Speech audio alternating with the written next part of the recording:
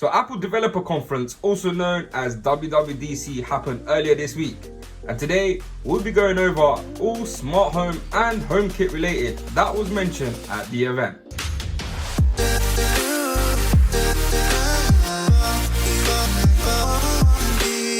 Hi guys, this is the Tech Guy here. Welcome back to my channel, and if this is your first time here, then welcome. This channel is all about home automation and building your own smart home for all your needs with simple, easy to follow videos using HomeKit and Alexa.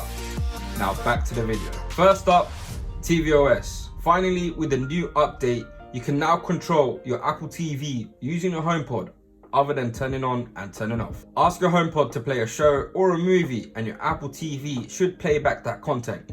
This also includes fast forward, pause, and many more. But this is something you already get with other manufacturers, such as Amazon Fire TV. But Apple introduced a new way to watch movies and shows with your friends and family, and this feature is called Shared Play, Watch Together, which is a way to allow consumers to watch content seamlessly with your friends and family in sync while you're on FaceTime. For this feature to work, you don't need an Apple TV. You can use an iPhone or a Mac to watch content together, and you can perform tasks such as sending a text message without spoiling the content for others. And speaking of FaceTime, I know this has nothing to do with HomeKit or smart home, but this news came as a big surprise to me. For the first time, FaceTime will now be available for other devices. And yes, I'm not talking about Apple. It also includes Android and Windows via FaceTime links. What this means is if you're an iPhone user and you have a friend that's an Android user, you can send them a FaceTime link and they'll be able to join your FaceTime from their browser. Now, this leaves me with one question. If you can use FaceTime to shared play watch together, does that mean you can use FaceTime links to do the same? We will have to see when this feature comes out. Shared Play also comes with Listen Together and screen sharing, available on iPhone and Mac. Now, going back to tvOS, when your friend share a movie with you, it will now come up as Shared with You. Apple has also introduced All of You that suggests movies and shows that is in everyone's interest in your home. I personally think this is an excellent feature. I'm into action and my partner is into romance. Apple TV will now recommend shows or movies that are catered for both of us. You can also fine-tune this based on who is watching. Apple has introduced two new features in the sound department for Apple TV. One of which is spatial audio. You can now connect your AirPods Max and AirPods Pro to the Apple TV to get that theater-like surround sound.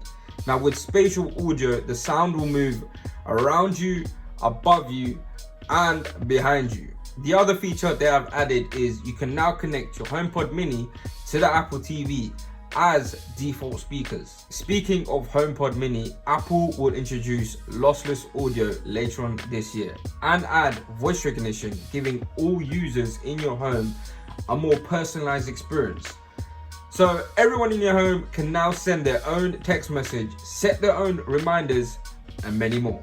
I also own Amazon Fire Stick and Amazon Echo Dot. And some of these features they have mentioned, you can already do this with Alexa. But it's good to see Apple is improving the integration and adding additional features that may not be found in other manufacturers. Apple will also be making the HomePod Mini available in other regions starting from June 7th, 2021. The Home app didn't get a major update, but they did improve the integration with the Apple Watch. This is a welcome update if you own an Apple Watch and would like to control your smart home devices. With your Apple Watch, you can now use the intercom feature to send a message to the HomePod and greet people with your HomeKit enabled doorbell. Apple will also improve the user interface, allowing users to have easy access to smart home accessories and scenes. Speaking of HomeKit, it already recognizes people, animals, and vehicles. With the new update, it will be able to recognize packages to notify you when a package has arrived. Also, you can view multiple HomeKit cameras on your Apple TV in a grid view format and control nearby accessories. But one of the biggest updates in terms of HomeKit, you'll be able to add unlimited HomeKit secure video cameras to your home depending on your iCloud subscription. Currently, the 200 gig supports 1 camera and the 2 terabyte supports 5 cameras. Now with the introduction of iCloud Plus, which includes private relay and hide my email, the 50 gig plan will support 1 camera, the 200 gig plan will support 5 cameras, and the 2 terabyte plan will support unlimited cameras. Wow. The best part of this feature is stored recordings will not count against your allotted iCloud storage. And iCloud Plus features will be included in your current existing iCloud subscription plan at no additional cost. Apple also showcased a new feature called Home Keys, which is a digital key that resides in your wallet app that can unlock smart locks using NFC simply by tapping your iPhone or your Apple Watch. This will also work with hotel keys. There are a number of brands that already signed up to support Home Keys, and I know many of you will love to know that they will also support Aqara. Moving on to the most exciting news that also came as a huge shock to me, Siri voice assistant will now be able to integrate with third-party devices. This means for the first time, third-party smart home manufacturers can now use Siri functionality. For example of this, devices such as the Ecobee thermostat will listen to your commands using Siri. Now, I personally think this is a huge step for Apple to compete with other smart home manufacturers and hopefully see Siri voice assistant in more rooms and homes. One thing to do note, Siri will still be able to communicate within your home and to your HomePod without requiring an additional third-party server, while continuing to provide privacy and security as you would expect from Apple. Siri-enabled accessories will be available later on this year. They also mentioned the support for Matter that will be built into iOS 15 and the Home app.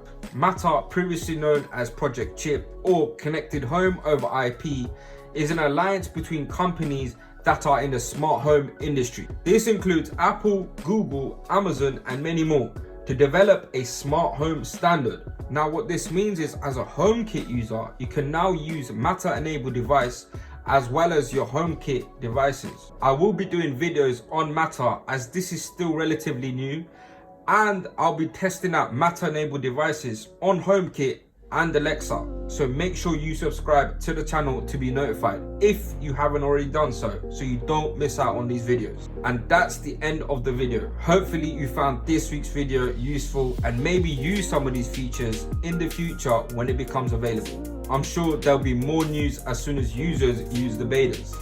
And if you're into building your own smart home either with Alexa or HomeKit, then make sure you hit that subscribe button. Thank you so much for watching. Until next time, this is Imad the Tech Guy signing out. Bye.